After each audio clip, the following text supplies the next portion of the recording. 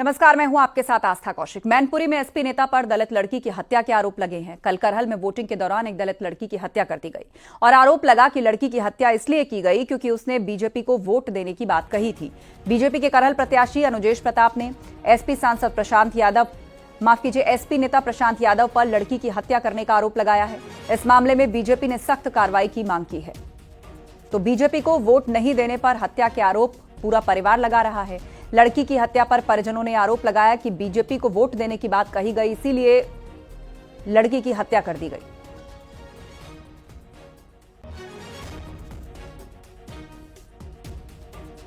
3 दिन पहले मेरी बिटिया गंज जा रहे थे कोटा, अपनी बिटिया कोटा चल तो वहाँ नेताजी बबलू बोले कि चाचा वोट डाल के जाइए। तो बिटिया बोली कम फूले में वोट दिए जो प्रधान तो बोलो ताकि हम वोट डाल, नहीं तो तू रखा तेरे नाव तो रखिया कि तुम रखिया बनाई दिए।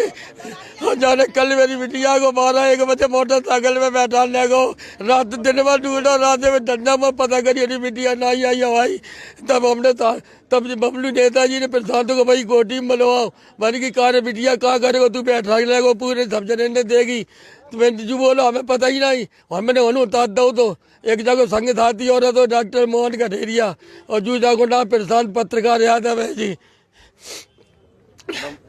मतलब वोट डालने को लेके हाँ क्या कह रही थी? बिटिया कह रही थी हम बीजेपी में फूले वोट दिए, मेरी कॉलोनी बनवाई। तो जो वो लोग साइकिल में वोट डाल गई नहीं डाल रहे तो हमारे की तो हम तो दिखाई तू मर गया तो दुर्गिया तेरा नाम तो दुर्गिया को मर गया तो बनाइए हम कल ही ले गो 12 और 1 बजे के बीच में ले गो मोटरसाइकिल में। इतनी बात के ऊपर है बता रहे बहाने जगह हम किसी से डरते नहीं। मैं कमल में वोट देंगे, मैं किसी को नहीं देंगे।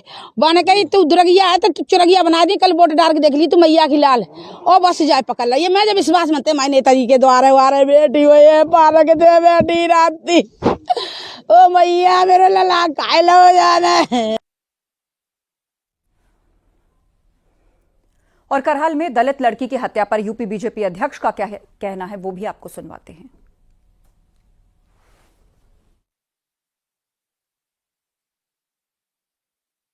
उससे मुझे विश्वास है कि लोकतंत्र के इस महापर्व में हम सब लोग मिलकर मतदान कर रहे हैं और जब परिणाम आएंगे तो निश्चित रूप से अराजकता गुंडागर्दी करने वाले और ये माफिया राज और जो अपराधी लोग हैं और ऐसे लोग हैं जिन्होंने वोट के लिए करहल में अभी दलित बेटी की हत्या की है, इन लोगों को सबक सिखाने का काम करेगी। और इस मामले में डिप्टी सीएम केशव प्रसाद मौर्य ने समाजवादी पार्टी पर निशाना साधा। उन्होंने पोस्ट किया, सपा की बौखलाहट और हताशा उपचुनाव में साफ दिख रही है। करहल में दलित बेटी की निर्मम हत्या ने समाजवादी पार्टी के गुंडाराज और काले कारनामों को बेनकाब किया है। फर्जी मतदान, बाहरी अराजक तत्वों की तैनाती और निर्वाचन आयोग पर बेबुनियाद आरोप सपा की लूट तंत्र की राजनीति का हिस्सा है। समाजवादी पार्टी सिर्फ गुंडों, माफियाओं, दंगाइयों और हत्यारों की फौज है। उत्तर प्रदेश की जनता ने इस कुशासन को हमेशा नकारा है। अब लूट तंत्र नहीं, लोकतंत्र की जीत होगी। केशव प्रसाद मौर्य ने सपा पर निशाना साधते हुए ये तमाम बातें कही।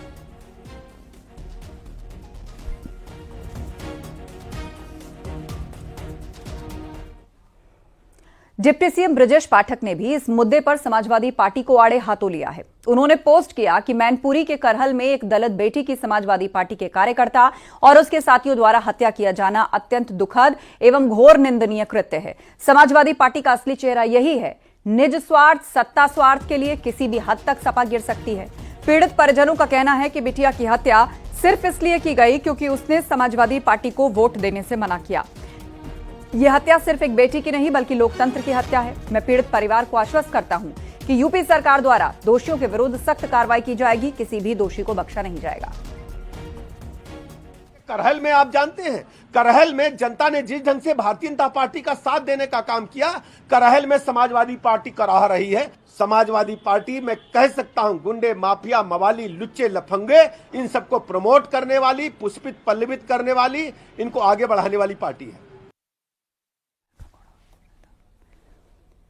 करहल में दलित लड़की की हत्या के मामले में एसपी नेता पर आरोप लग रहे हैं। उधर एसपी महासचिव शिवपाल यादव ने इसे प्रेम प्रसंग करार दिया।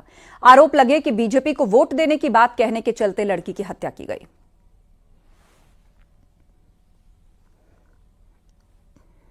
उसका पता लगा लीजिए, आप भी पता लगा लीजिए हैं। ये सब काम देखो, आप सब पता चल गया होगा। वो भी शायद दोनों पत्रकार थे जिस पे आरोप है, लड़की भी थी। तो अब वो जो चल रहा है प्रेम संबंध, इनमें जब आता है कुछ, तब ऐसे मेरी समझ में, मुझे तो सूचना ये है। डिप्टी सीएम केशव प्रसाद मौर्य ने बिना नाम लिए अखिलेश यादव और राहुल गांधी पर निशाना साधा। उन्होंने एक्स पर अपनी पोस्ट में लिखा है, 27 और 29 के सत्ताधीश बनने का सपना देखने वाले दो अहंकारी नेताओं को जनता आईना दिखाएगी।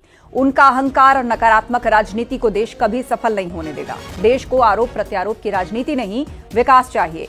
जनता ने हमेशा सच्चाई, सेवा और विकास को चुना है और इस बार भी वही करेगी।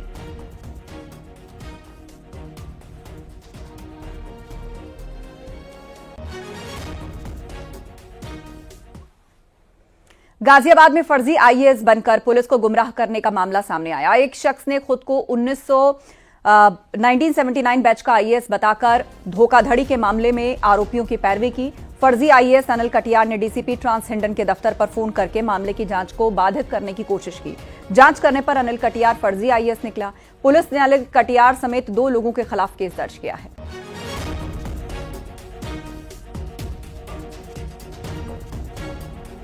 तो पुलिस जांच में फर्जी निकला IAS Anil Katiyar. DCP trans Hindon office में फोन किया था। जांच प्रभावित करने की कोशिश का आरोप है। फर्जी आईएएस बनकर पुलिस को गुमराह किया इस शख्स ने। धोखाधड़ी केस में इसने कुछ लोगों की पैरवी की थी और खुद को 1989 बैच का आईएएस बताया था।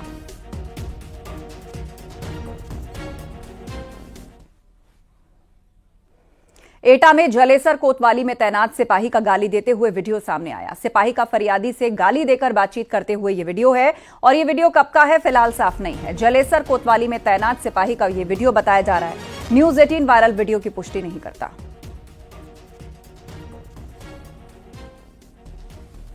तेरे पास फोन नंबर है तो उससे बात हो रही, तो फोन नंबर दो, उससे बात हो। कर रहे खत्म हो जाएगा, खत्म नहीं भैया। और बिजनौर में शराब से भरी पिकअप गाड़ी की स्टीयरिंग फेल हो गई, जिसके चलते गाड़ी पलट गई और इस हादसे में पिकअप सवार ड्राइवर समेत 2 लोग घायल हो गए। घटना की सूचना मिलने पर पुलिस मौके पर पहुंची और घायलों को अस्पताल भेजा। पिकअप गाड़ी गोदाम से देसी शराब लेकर जा रही थी और स्टीयरिंग फेल होने के चलते वो गड्ढे में पलट गई और शराब की पेटियां रोड पर बिखर गईं। इसके बाद मौके पर लोगों की भारी भीड़ जमा हो गई और पुलिस को शराब की रखवाली करनी पड़ी। तो बिजनौर से यह घटना, पिकअप पलटने से 2 लोग घायल हो गए हैं। मौके पर लोगों की भारी भीड़ जमा हो गई। स्टीयरिंग फेल होने से आप देख सकते हैं पिकअप गाड़ी पलट गई और ये जो देसी शराब के डब्बे थे वो चारों तरफ बिखर गए, जिसके बाद पुलिस को शराब की रखवाली करनी पड़ी। अमरोहा में मुस्लिम टीचर पर नाबालिग छात्रा से छेड़खानी का आरोप लगा। टीचर का आरोप है कि उसने छात्रा के सामने शादी का प्रस्ताव भी रख दिया और आरोप यह भी कि वो परीक्षा में पास करने के लिए उसका शोषण करना चाह रहा था। यह भी आरोप कि टीचर शाहिद 1 लाख का लालच देकर धर्म परिवर्तन करने का दबाव बनाया और उससे अश्लील हरकत की। पीड़िता ने यह बात अपने घर वालों को बताई और उसके बाद परिवार वालों ने कॉलेज पहुंचकर जमकर हंगामा किया। इसके बाद आरोपी टीचर फरार हो गया। मामले की जानकारी मिलने पर बजरंग दल के कार्यकर्ता भी थाने पर जा पहुंचे और आरोपी शिक्षक को बर्खास्त कर कार्रवाई की मांग की। पुलिस ने आरोपी टीचर शाहिद पर केस दर्ज किया है।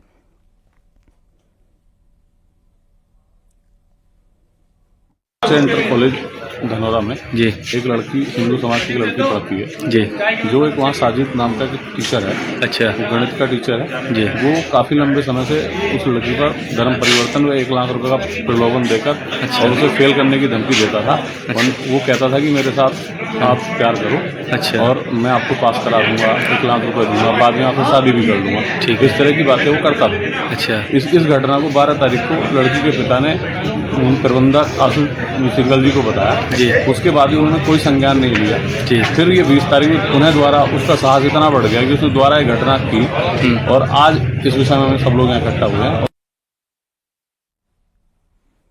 झांसी में चलते ट्रक में आग लग गई। बड़ागांव थाना क्षेत्र के दिगारा बाईपास रोड पर यह हादसा हुआ। ट्रक में आग लगने की वजह अभी साफ नहीं है। जलते हुए ट्रक का वीडियो सामने आया है और ट्रक में आग लगने से नेशनल हाईवे पर कुछ देर के लिए ट्रैफिक को रोकना पड़ा। झांसी कानपुर नेशनल हाईवे 20 पर यह हादसा हुआ और ट्रक ड्राइवर ने कूदकर अपनी जान बचाई। आग की सूचना पर पुलिस और फायर ब्रिगेड की टीम मौके पर पहुंची और कड़ी मशक्कत के बाद जाकर इस आग को बुझाया गया।